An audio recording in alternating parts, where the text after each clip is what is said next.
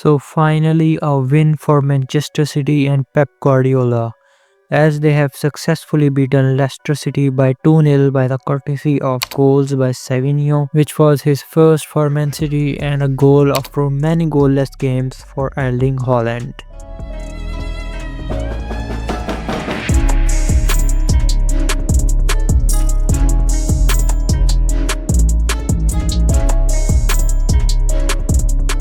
The City boss celebrated 500 games in charge of the club with a win on Sunday. City's victory is just their second in their last 10 Premier League games, lifts them up to 5th, but they are still 14 points behind the leaders Liverpool. "We are far away from winning the Premier League," Guardiola told BBC's Match of the Day. "We accept there's already no chance of that, but we have other things to fight for. FA Cup, top 4 and winning games helps." City have won 6 of the last 7 Premier League titles, but before the win over Leicester, the club had won just one of the previous 13 games, losing 9. Guardiola admitted he was relieved to end a 5-game winless run. Guardiola believes injuries are the primary reason behind City's poor form, but says there are areas the club need to target in the upcoming transfer window. With Ballon d'Or midfielder Rodri is out of the season with a knee injury, while Ruben Dias, John Stones, Ederson, Oscar Bob and Matheus Nunes also missed the Leicester game.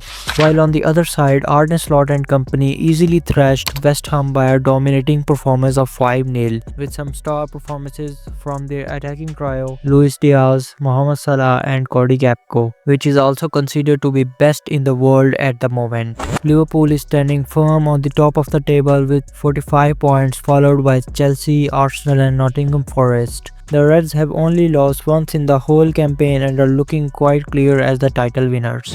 And now if we take a glance at the Blues, so the Chelsea FC have been quite impressive throughout the whole season and have been full of surprises and dominating performances. But now after their defeat in the last game against Fulham, have raised a number of questions. Although Maresca has already cleared the fact that they are just building the team and are not in the title race this season despite being in the top 4. Chelsea's star boy Cole Palmer also stated that they knew they will drop some points at any time in this season and they are positive in their upcoming games. This was though their first loss against any team in all competitions after 2 months and 12 games, which is pretty charming stat for a team which does not consider itself in the race as well. Let's shift our discussion towards the Gunners.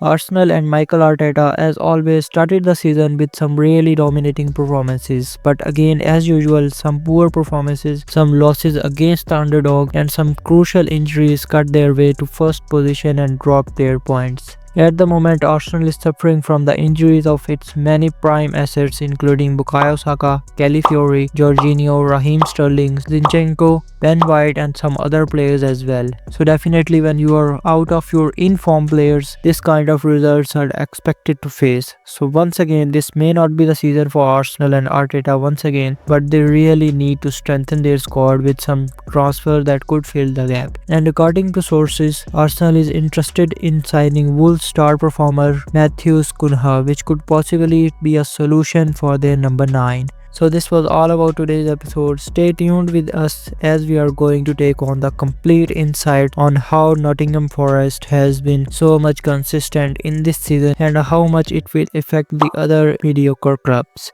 So don't forget to like and subscribe. See you on the other side.